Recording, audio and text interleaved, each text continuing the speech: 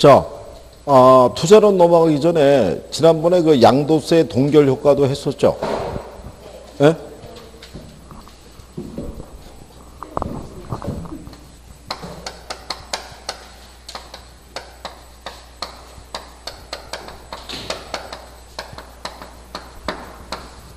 그러니까 양도세 동결 효과는 오히려 앞으로 부동산 가격이 상승할 것이라는 이제 기대 심리가 팽배했을 때 양도세를 부과하게 되면 오히려 부동산 가격의 상승을 초래한다고 얘기했어요. 그죠? 원래 양도세를 부과하는 것은 투기적인 거래를 줄이고자 함이잖아요. 그죠?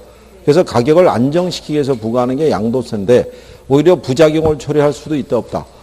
부작용을 초래할 수도 있다는 얘기죠. 그죠? 갑이 만약에 1억을 주고 토지를 구입을 했어요. 그러니까 얼마짜리 샀냐면 한 100평짜리 샀다고 가정하자고요. 근데 이게 6개월 후에 1억 5천이 된 거죠. 그럼 6개월 사이에 5천이나 가격이 올라간 거는 투기적인 요소가 있다고 보고 정부가 양도세를 20%를 과세하는 거죠. 그러면 갑이 만약에 이 토지를 매각을 한다고 가정할 때 그러면 1억 5천에 매각을 하면은 취득과 처분의 차익이 5천이니까 5천에 20%면 얼마야? 1,000만 원이잖아요. 그러면 이거 팔면은 1억 4천이 손에 들어오잖아요. 그러면 이 가격을 받는 상태에서는 거래 안 한다는 얘기죠.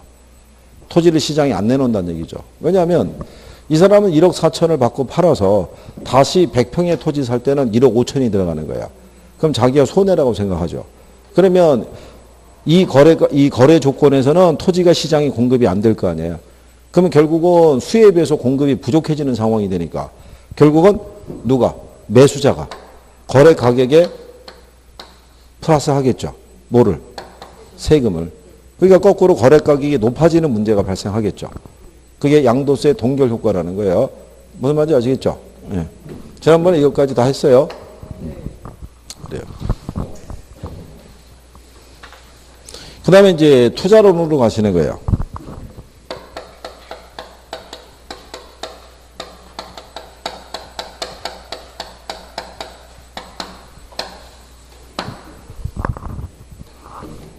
자, 투자론에 보시면요. 제일 먼저 투자하고 투기 나와 있죠.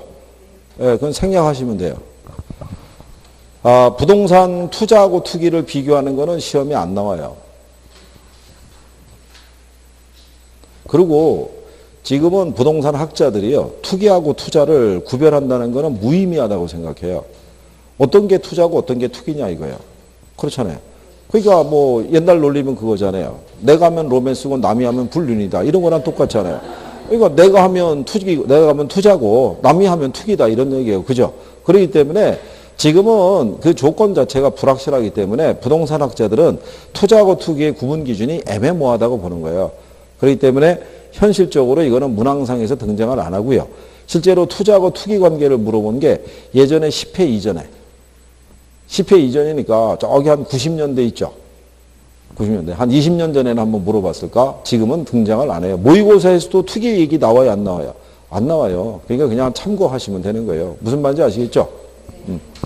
우리 교재에는 투자의 장점이라고 나와 있는데 이게 부동산 투자의 특징이라고 생각하시면 돼요. 그죠? 거기 우리 보면은 장점이라고 돼 있잖아요. 장점이 이게 특징이라고. 옛날에는 번역을 장점이라고 했고요. 지금은 부동산 투자의 특징 뭐 이렇게 얘기를 해요. 부동산 투자할 때 특징 중에 하나가 뭐냐면요. 여러분들이 만약에 은행에서 돈 빌렸잖아요. 네. 빌린 거를 갚기 위해서 대출을 받는다는 거는 그래서 적금을 든다는 것은 비합리적이라고 그랬죠. 예금 이자는 대출 이자를 이길 수가 없으니까. 근데 부동산은 특징 중에 하나가 뭐냐면 돈을 빌려왔을 때가 빌려오지 않았을 때보다 훨씬 더 수익이 커질 수 있어요, 없어요? 있죠. 그걸 이제 우리가 지렛대 효과라고 명명하죠. 그죠? 그러면 지렛대 효과에 대해서는 가끔 물어봐요. 그러니까 별표는 하나 하고 기억은 해 주셔야 돼요. 그죠? 자, 지렛대 효과라는 것은요.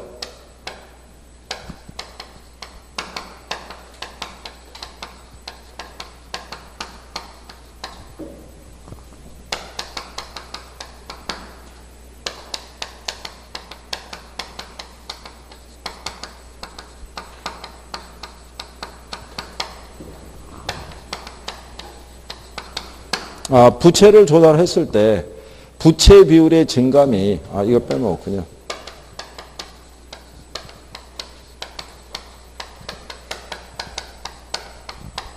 그게 지분 수익률에 미치는 영향이 있죠. 이거를 측정하는 것을 무슨 효과를 한다? 지렛대 효과라고 얘기를 해요. 그래서 여기서의 지렛대 효과를 얘가 해주는 거죠. 뭐가? 부채를 조달했을 때. 그러니까 돈을 차입하지 않으면 지렛대 효과는 없는 거예요. 그렇잖아요. 돈을 빌려왔을 때 지렛대 효과가 발생하는 거예요. 그죠? 정이 됐든 부가 됐든. 그래서 그거를 우리가 얘기한 거예요. 그리고 얘 종류를 보면 이게 수익금에 의한 지렛대 효과가 있고요. 수익률에 의한 지렛대 효과가 있죠. 그러니까 수익금에 의한 것은 전세를 끼고 투자 들어가는 것도 지렛대 효과를 기대하는 거예요. 그죠? 전세를 안고 들어가는 거는 순수한 내 돈만 들어가는 게 아니잖아요. 여기는 뭐를 지렛대를 삼아서 전세금을 지렛대를 삼아서 우리가 운용하는 거예요. 그죠? 그러면 수익률에 의한 지렛대 효과는요. 이거는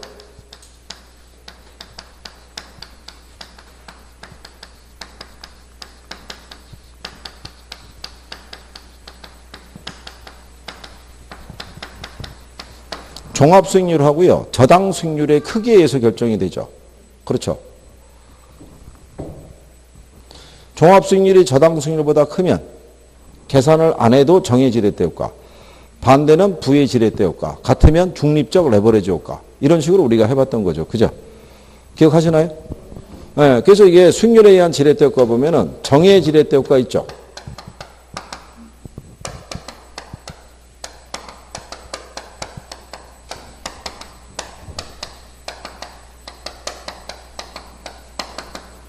얘가 얘보다 크면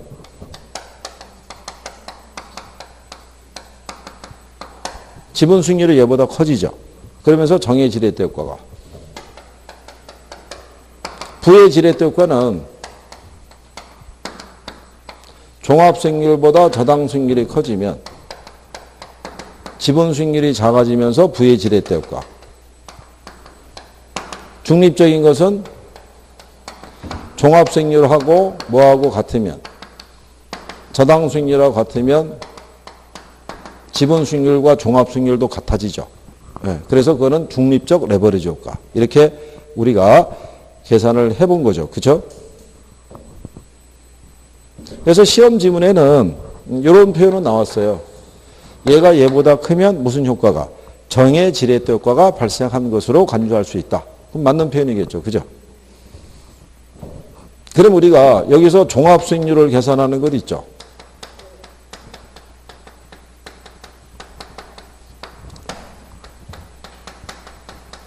이거는 총 투자액분의 뭐로? 순 영업 소득의 크기로. 그러면 지분 수익률은 어떻게 구해요? 요 지분 수익률의 다른 표현이요. 자기 자본 수익률. 이게 지분 배당률. 얘를 세전 수익률.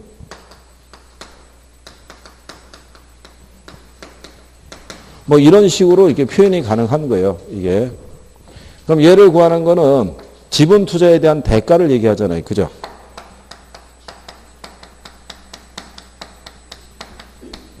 그러니까 지분 투자에 대한 지분 수익이겠죠. 그걸 이제 수익률로, 백분율로 표시한 거니까. 지분 수익은 어떻게 구한다 그랬어요?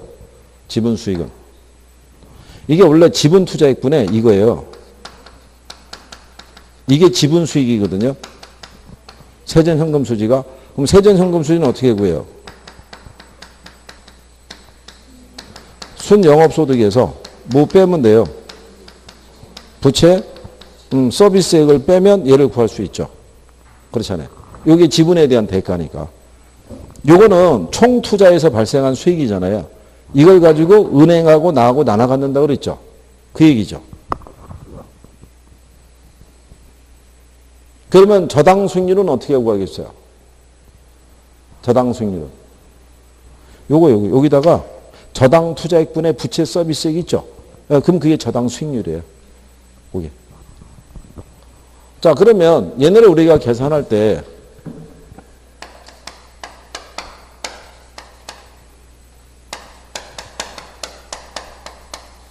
요 총 투자액이라는 걸요, 부동산 가치라고 줄 수 있어요. 그죠?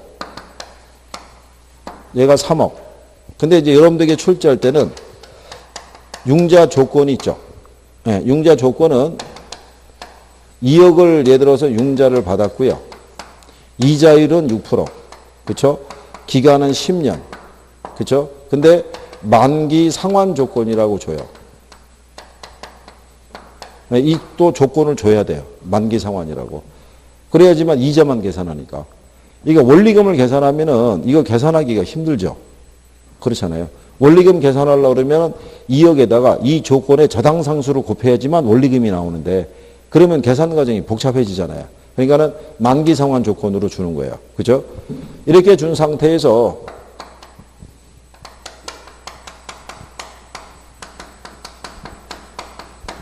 순영업소득이 있죠. 얘는 2천만 원 이렇게 줘요. 그리고 가치 상승률이 있죠. 이건 제로라고 줘요. 원래 이 순영업소득을 계산할 때는요, 소득이득하고 자본이득을 같이 계산을 해야 되는데 처음에 이 자본이득에 해당하는 가치 상승률도 줬던 거예요. 이걸 주니까 학생들이 힘들어하는 거예요. 이 숫자 하나가 더 들어옴으로써. 그래가지고 출제자들이 지금 이걸 제로로 주는 거예요. 근데 선생들은 이걸 2%를 줄 수도 있어요, 없어요? 2% 주죠. 선생님들은 연습을 시켜야 되니까. 2% 넣을 때도 있고 제로 할 때도 있고. 근데 이런 시험에는 다 몇 프로 준다?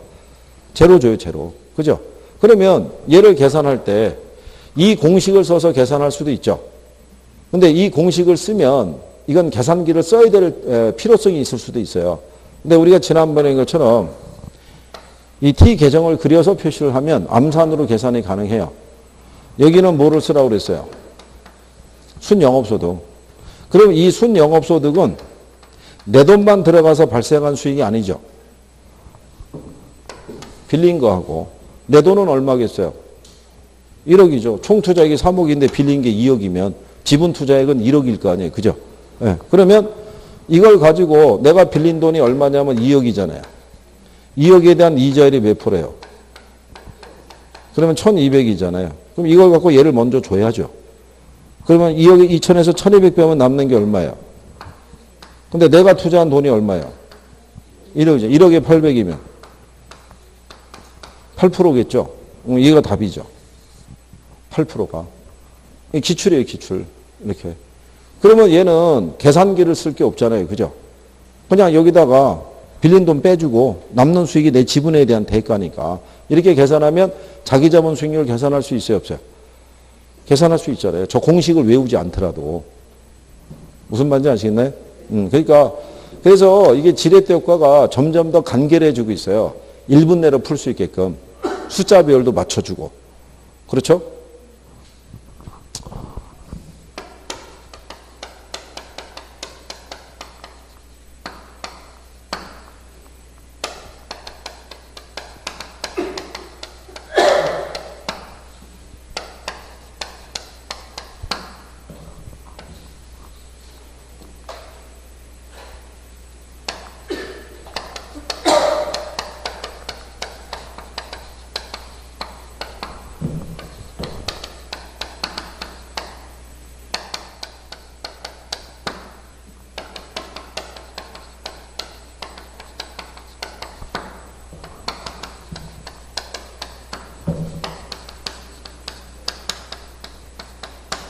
한번 그려서 해보세요.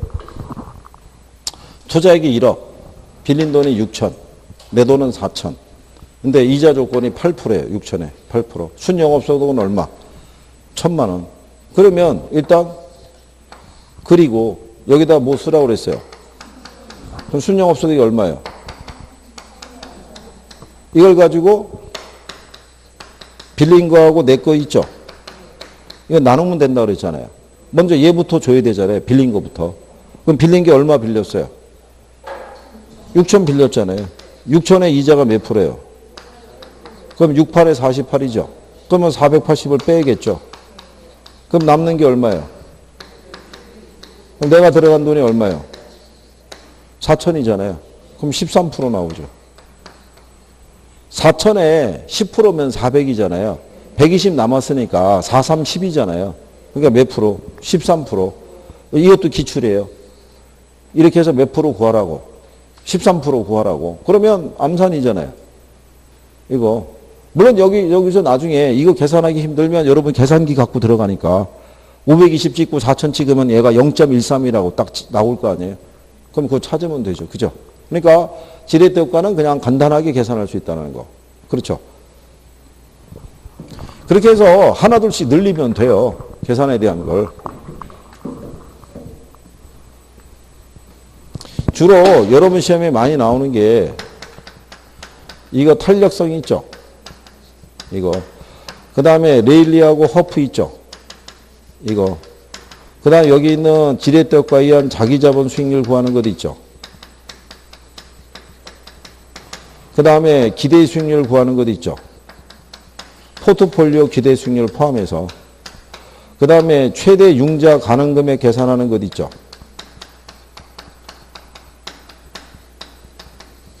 얘는 기본적인 거예요. 이거. 그러니까 이게 만약에 내가 어느 정도 된다 그러면 계산 문제가 만약에 6개, 7개 나오면 최소한 반타작은 할 수 있을 거예요. 이 정도만 알아도. 근데 이 중에서 딱히 어려운 게 별로 없어요. 지금 여러분들이 탄력성 계산하는 거 해봤잖아요. 레일러프 계산하는 거 해봤죠. 지금 자기자본 수익률 하는 거 해본 거잖아요. 그리고 기대 수익률 계산할 때 확률을 50%로 주면 그냥 산술 평균이라고 그랬잖아요. 지난번에 계산할 때. 그러니까는 이게 별로 어렵지 않게 얘들은 할 수 있어요. 그러니까 여기를 뭐 이 정도가 무난하게 넘어가는 사람이면 나머지도 다 암산으로 계산이 돼요. 웬만한 거면.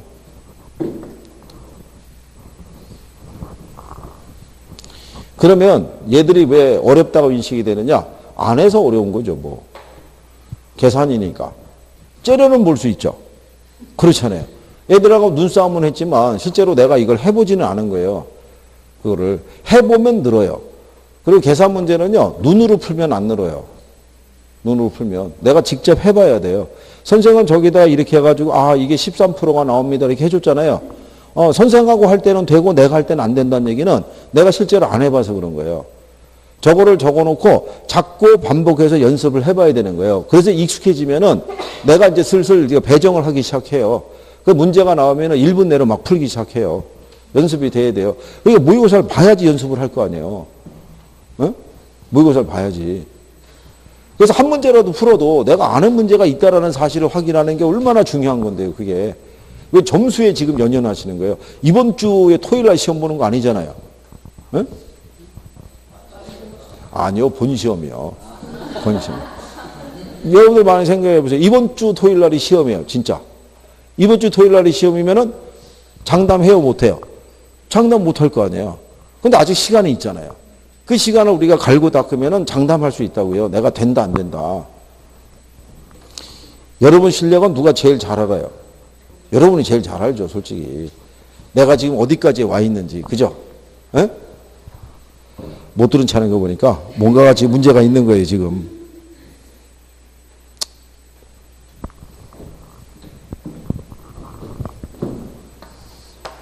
자, 만약에 투자자가, 지분 투자자가 융자를 받아서 이렇게 투자하잖아요. 이렇게. 그러면 투자의 위험을 낮출 수 있어요, 없어요? 에? 아, 뭘 낮출 수가 있어요? 낮출 수 없다고 그랬잖아요. 융자를 일단 받는 순간 금융위험이 발생한다고 그랬잖아요. 융자를 받는 순간에. 기억하시나요? 네. 금융위험을 우리가 겪지 않으려면 어떻게 하면 된다 그랬어요? 그래서 돈 안 빌렸으면 되죠. 그러니까 돈 빌리면 발생하는 거예요. 무슨 말인지 아시겠죠? 네. 투자자가 정의 지렛대 효과를 얻고자 돈을 차입을 했다고 해서 투자 위험이 낮춰지거나 이런 건 없는 거예요. 그죠? 그러니까 이런 지문으로 나오더라도 그런 표현 정도는 구별할 수 있으셔야 돼요. 그죠?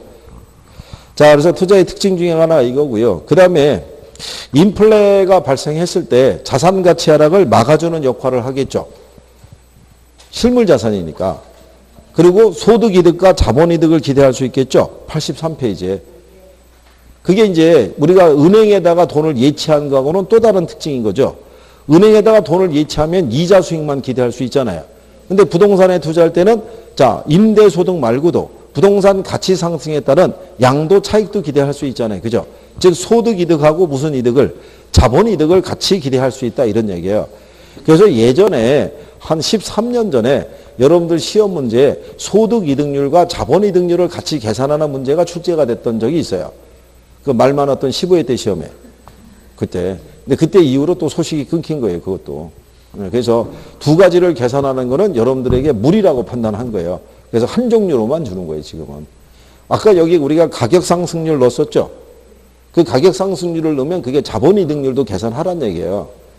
소득 이득과 자본 이득을 같이 포함하면서 순영업소득 계산하는 건데 그게 여론이 안 좋으니까 뺀 거예요. 그러니까 그렇게 보시면 되겠고, 그 다음에 뒤로 가시면 부동산 투자의 특징 중에 하나가 절세 효과를 또 기대할 수 있다는 얘기죠. 예.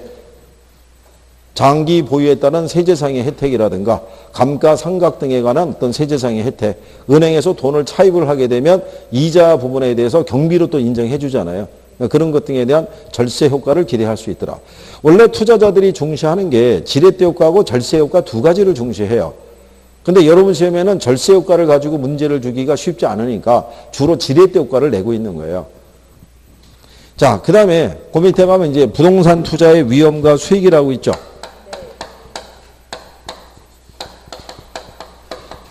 여기 요 제목을 달고는 한 문제가 반드시 나와요.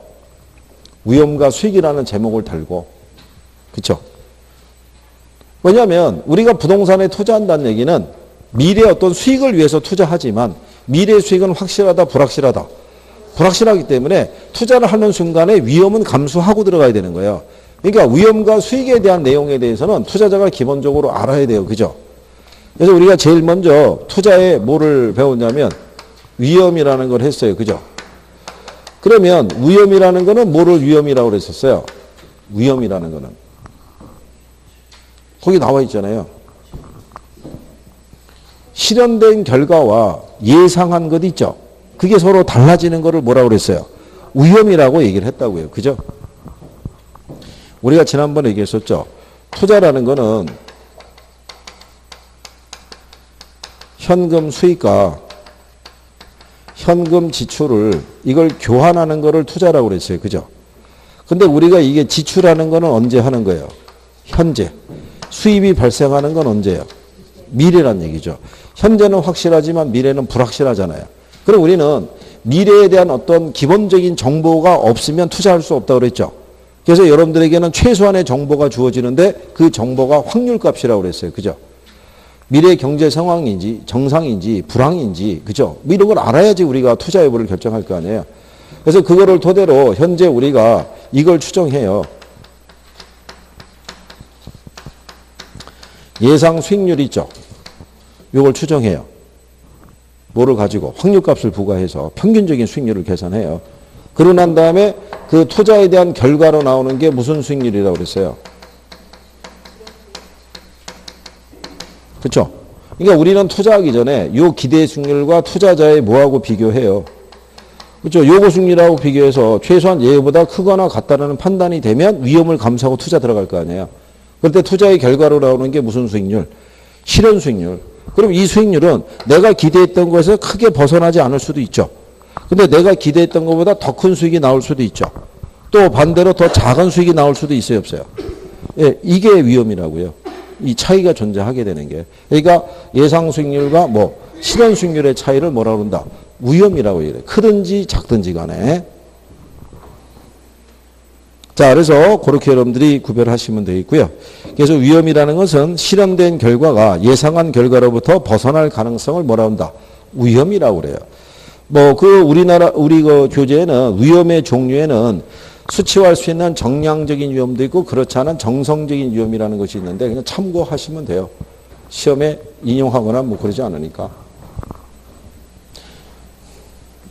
지금요, 여러분들이 해보시면 아시겠지만 지금 위험에 대한 개념을 구분하는 것도 쉽지 않잖아요. 근데 그 안 하다 대고 위험의 종류가 여기 사업위험서부터 쭉 깔리고 있는데 거기에다가 위험의 종류에는 정성적인 게 있고 정량적인 게 있다는 거는 의미가 없는 거예요. 그냥 상식적으로 알아두시면 돼요. 그냥. 자, 그러면 위험에 유형이 나오죠. 유형에 보면 무슨 위험이 있어요? 사업 위험도 있고, 그 다음에 무슨 위험? 금융 위험. 그 다음에 인플레 위험이라는 것도 있죠. 그 다음에 유동성 위험이라는 것도 있죠. 그 다음에 뭐 법적인 위험. 그러니까 어쨌든 여러분들 시험상에서는 이 정도가 이제 주로 언급이 되고 있는 거예요. 그래서 이 사업 위험도 이 안에 들어가면 시장 위험이 있고요. 운영 위험이 있고, 무슨 위험이 있다? 위치. 이렇게도 얘기를 하죠. 그러니까 이 시장 위험은요, 시장의 불확실성에서 야기되는 위험이에요. 그죠? 시장 경기가 어떻게 될지 우리가 잘 모르잖아요. 그죠? 시장의 수요와 공급 관계가 어떻게 변할지 우리가 예측하기가 쉽다, 어렵다. 어렵다는 거잖아요. 그래서 시장의 불확실성에서 주어지는 위험이 시장 위험. 운영 위험이라는 것은요, 예상치 못했던 근로자의 파업이 있죠. 예, 그 다음에 경비에 대한 지출이 과다해서 수익성이 떨어지게 되는 어떤 위험. 그런 것들을 운영 위험이라고 얘기를 하고요. 위치적인 위험은 환경의 변화에서 초래되는 위험을 우리가 위치적인 위험이다 이렇게 얘기를 해요. 이거는 시장의 불확실성이 생기게 되는 거고요.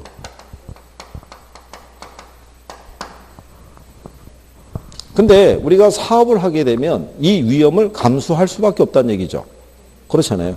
그러니까 이런 위험을 감수하지 않으려고 그러면 사업 안 하면 된다고 그랬잖아요. 그죠? 그리고 금융위험이라고 있다고 그랬죠. 금융위험은 부동산 투자가 지분과 저당의 합으로 되어 있잖아요. 그죠? 그럴 때 융자를 받으면 발생하는 위험이 무슨 위험? 금융위험이죠. 그러면 내가 부채를 조달하면은 지분 수익률이 커질 수도 있죠. 커질 수도 있지만 상환 위험도 반드시 존재하는 거죠. 그걸 무슨 위험이라 한다? 금융위험. 그래서 금융위험을 겪지 않으려면 어떻게 하면 된다? 돈 안 빌렸으면 된다. 이렇게 얘기하는 거예요. 그죠? 차입하면 반드시 발생하는 게 금융위험이에요. 즉 대부비율이 커지면 커질수록 지렛대 효과도 커질 수 있지만 금융위험도 커지는 거예요.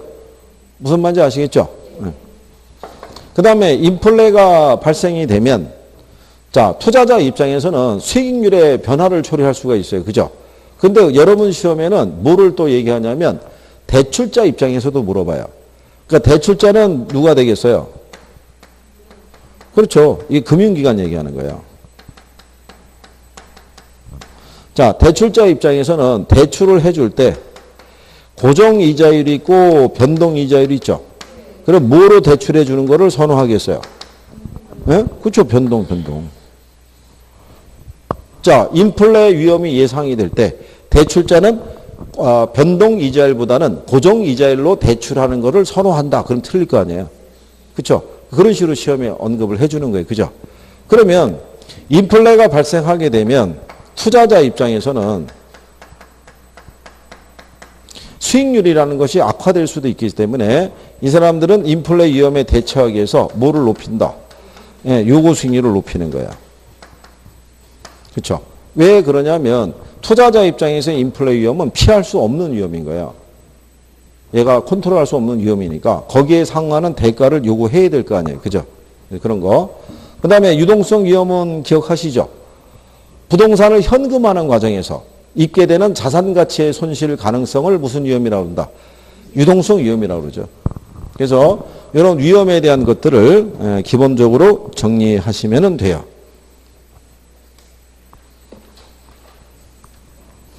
자, 그럴 때 뒤로 넘어가시면 위험에 대한 투자자의 태도라고 나오죠.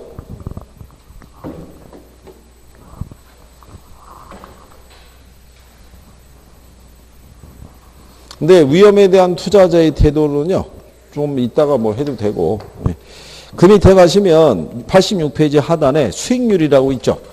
수익률. 제목이 위험과 수익이니까, 위험이 나왔으면 이제 그 다음에 뭐가? 수익률.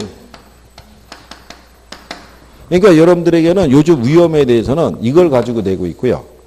위험의 이런 종류, 위험을 관리하는 방법, 뭐 이런 것 있죠. 이런 거 내는 거예요. 그죠?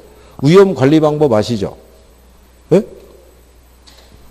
아까 여러분들이 이거 사업위험 감수하지 않으려면 어떻게 하면 된다고 그랬어요? 그렇게 하는 방법이 뭐라고 그랬어요? 예? 위험을 회피하는 거. 위험을 회피하는 거. 우리가 위험 관리해보면 위험 회피하는 거, 위험을 축소하는 거, 위험을 통제하는 거 이런 방법이 있잖아요. 그런 걸 이제 묶어서 낸다고 이렇게. 그 다음에 이제 요거 수익률도 물어보죠. 수익률도. 그래서 수익률의 종류를 보면 무슨 수익률이 있다? 기대, 요구, 그 다음에 뭐? 실현. 그죠? 이거 우리가 지난번에 기본적인 개념에서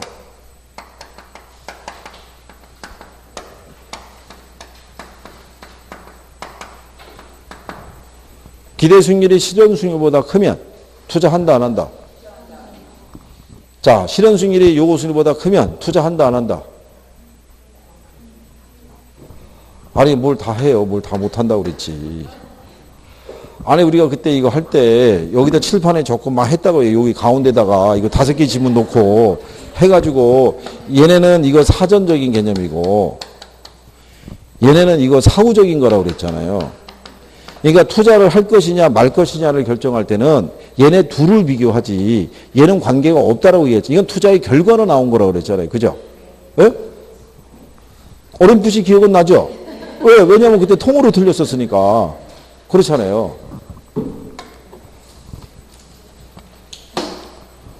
자, 그래서 우리가 이 기대 수익률은 투자로부터 예상되는 수익과 지출을 토대로 우리가 계산하는 것이 무슨 수익률? 기대 수익률이고 이 수익률 계산할 때는 우리가 확률 계산한다고 그랬어요. 그죠? 그걸 다른 말로 우리가 내부 수익률이라고 그랬고 우리가 요 수익률을 측정하는 거는요. 미래 경제 상황에 대한 확률이 있죠. 예.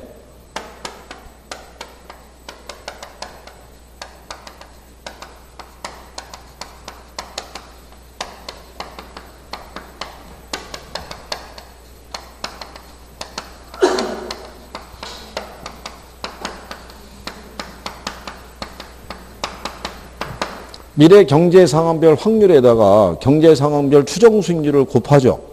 네, 그러면은 기대 수익률 계산할 수 있어요, 없어요? 계산할 수 있죠.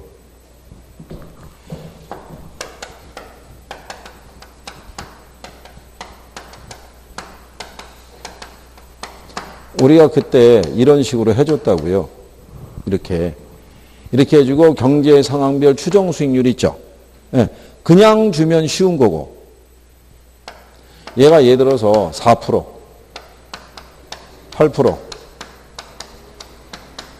13% 이러면 계산할 수 있잖아요. 곱하면 되니까 4 곱하기 20 하면 얼마야? 80. 30에다 80 곱하면 13에다가 50 곱하면 650 나와요? 그러면 다 더하면 얼마예요? 2고 712 720 770이겠네요? 그럼 이게 이게 800이니까 970 그러면 이게 9.7% 나올 거 아니에요. 점 하나 찍으면 되니까 이렇게 줄 때는 그냥 이렇게 계산하면 된다고 그랬잖아요. 근데 만약에 이렇게 안 주고 여기다 이거 줄 수 있다고 그랬죠. 호황하고 뭐 불황일 때 이렇게도 줄 수 있어요, 없어요? 줄 수 있죠. 그러면 얘가 8이고 얘가 얼마? 2. 얘가 예를 들어서 10이고 가령해서 얘가 6이고 얘가 14, 얘가 8 이렇게 줘서 우리가 계산하라고 그러면 그러면 8하고 2를 더하면 어떻게 돼? 호황과 불황의 확률이 50%예요. 8하고 2 더하면 10이죠. 네. 10에 나누기 2 하면 5잖아요. 5 곱하기 20 하면 100 나오겠죠. 18이잖아요. 절반이면 9잖아요. 그럼 9, 3, 27. 14 곱하면 22죠. 22의 절반이면 11이잖아요. 그죠? 그럼 110 뭐 이렇게 나왔을 때. 다 더하면 이게 기대 수익률 구할 수 있어요, 없어요? 있잖아요. 확률을 몇 프로 줄 때? 50% 줄 때는 나누기 2니까. 그러니까 그냥 줘도 되고 확률 이렇게 줘도 계산할 수 있다, 없다. 그래서 기대 수익률 계산하는 거 해봤었잖아요. 그죠? 그러니까 이 정도는 할 수 있어야 돼요. 뭐로 계산이 가능하게끔 수치를 주니까. 암산으로 가능하게끔 주니까. 항상 요거 확률 주면은 몇 프로? 50% 잘 줘요. 근데 포트폴리오 가면은 40대 60으로 줄 수도 있어요, 없어요? 그럼 40대 60으로 줘도 계산은 간단한 거예요. 40대 60으로 줘도. 그러니까 이거 지난번에 낮에 그 기출문제 풀었을 때 그 풀었던 게 지금 또 기억에 하나도 없는 거예요, 지금. 그때 그렇게 해봤거든요. 그를. 그러면 이제 나중에 기출문제를 보면 누구의 글씨인지는 모르겠으나 깔끔하게 거기에 적혀는 있어요. 그러니까 이게 결국 뭐냐면 연습을 많이 해야 돼요. 연습을 많이 하면 숙달이 돼요. 그럼 내가 자동적으로 이게 이렇게 하는 거야, 이렇게 되는 거야. 익숙하면. 어쨌든 간에 기대 수익률은 계산하는 거를 할 수 있어야 돼요. 그죠? 얘 계산하는 거. 예? 어차피 아까 얘기한 것처럼요. 7월 달에 우리 문제풀이 하잖아요. 예, 문제풀이 하면 아까 제가 얘기했잖아요. 기본 문제집은 답하고 해설이 있는데 별지로 주는 건 답하고 해설이 없다고 그랬죠. 그럼 선생님이 문제 줄 때 모의고사 스타일로 준다고 그랬으니까 필요한 거는 문제를 계속 준다고요. 연습을 시키기 위해서. 그러면 이게 풀어보는 거예요. 그죠? 틀려도 좋으니까 나와서도 풀어보고. 나와서도 풀어보고. 쉬는 시간에. 이게 또 촬영하고 있을 때 나와서 풀면 박한 장관이 동영상 보다가 저거 우리 와이프인데? 뭐야 저거 왜 저걸 못 풀고 있는가? 뭐 이렇게 되면 곤란하니까. 그러니까 촬영 안 할 때 그때 한번 이렇게 쭉 한번 해보면 되는 거예요. 그죠? 다 돼요. 왜 안 되겠어요? 그죠? 매년 시험장에 들어가는 수험생분들이 그거 다 계산하고 들어가요. 다. 얼마나 많이 문제를 풀고 과목당 1000문제 이상씩 풀고 들어가요. 이거. 그 다음에 요거 수익률은 이거 외부 수익률이라고 그랬어요. 그죠? 얘가 투자 자본의 기회비용이라고 그랬어요. 그죠? 그리고 투자를 하기 위해서 충족되어야 할 무슨 수익률? 최소한의 수익률이라고 그랬어요. 지난번에 얘기했죠? 출제자가 요즘은 이것도 내주고 있는 거예요. 최대한의 수익률 그러면 틀리거든요. 최소한의 수익률인데 그걸 최대한의 수익률 이렇게도 지금 지문으로 쓰고 있더라고요. 이거 예전에 선생들이나 쓰는 표현이었는데 요즘은 하도 많이 이제 출제하다 보니까 어쩔 수 없이 이제 그런 표현까지도 갖다 쓰고 있는 것 같아요. 그래서 기본적인 요건 정도는 알아두시면 되겠고. 근데 우리가 여기서 중시해야 될 것은 이거 알아야 된다고 그랬죠.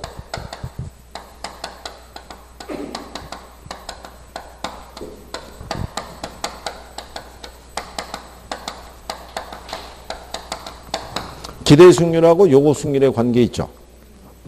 자, 기대 수익률이 뭐보다 크면, 근데 우리도 연습은 하긴 해야 돼요.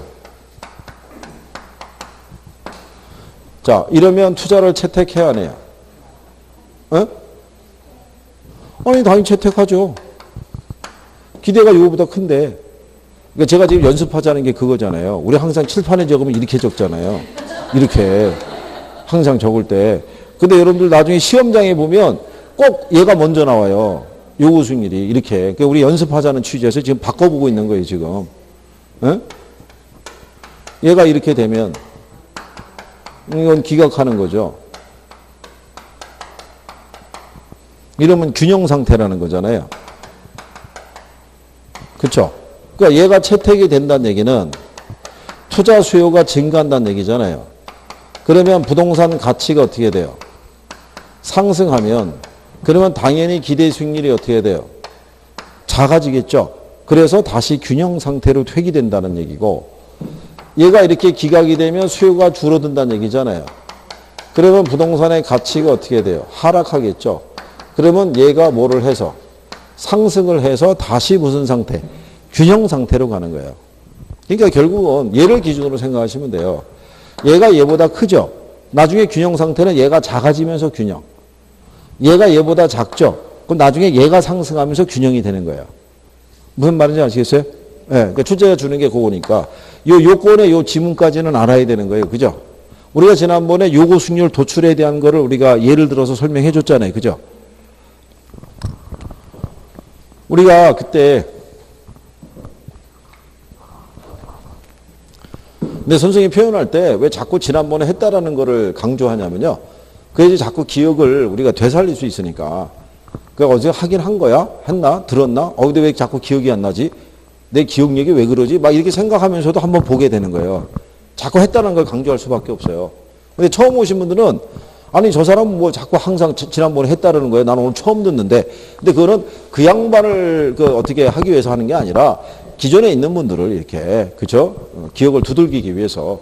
그러면 이제 그럴 때 기존에 있는 분들이 기억이 나서 혹시 대답을 해주면 얼마나 그게 보기가 좋아요. 그죠? 그러면 처음 온 사람들은 참 부러워할 거 아니에요.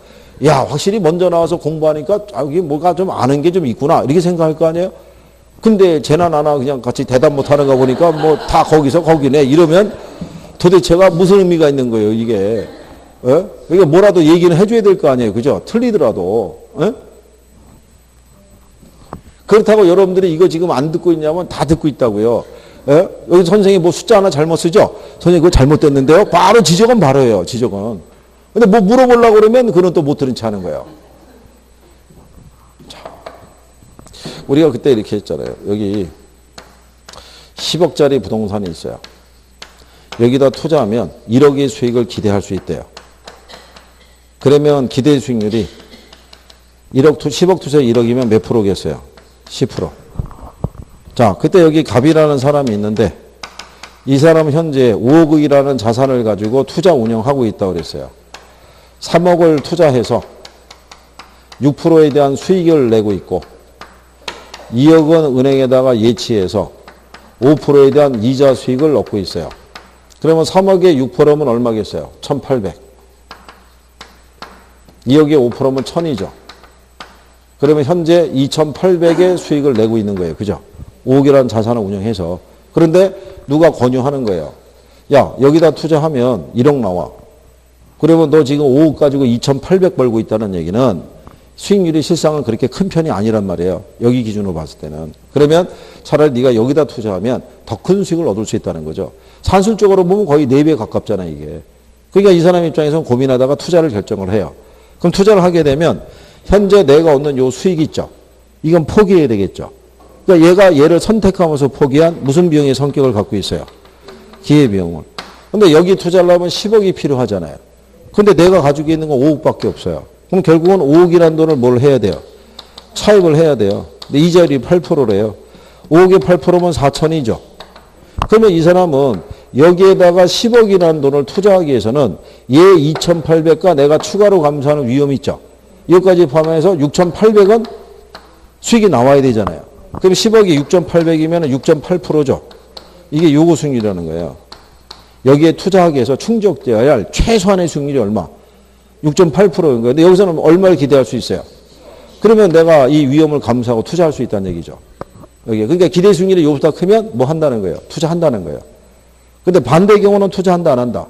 안 하겠죠. 내가 원하는 게 16.8%인데 10%밖에 수익을 기대할 수 없으면 투자를 못 할 거 아니에요. 그러니까 기대 수익률이 요보다 크면 투자를 뭘 하고 채택을 하고 반대 경우는 투자를 뭘 한다는 거예요. 기각을 한다는 거예요.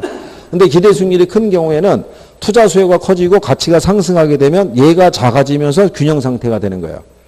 반대 경우는 얘가 커지면서 균형이 되는 거고, 그러니까 뭐를 중심으로 생각하면 돼요? 기대를 중심으로 해서. 그리고 얘가 앞으로 나오든 얘가 앞으로 나오든 간에 의미는 분명하게 구별해야 된다는 거. 문맥이 바뀐다고 틀리면 안 되는 거예요. 예? 기출의 지문을 보시면 항상 얘가 먼저 잘 등장해요. 요구 수익률이.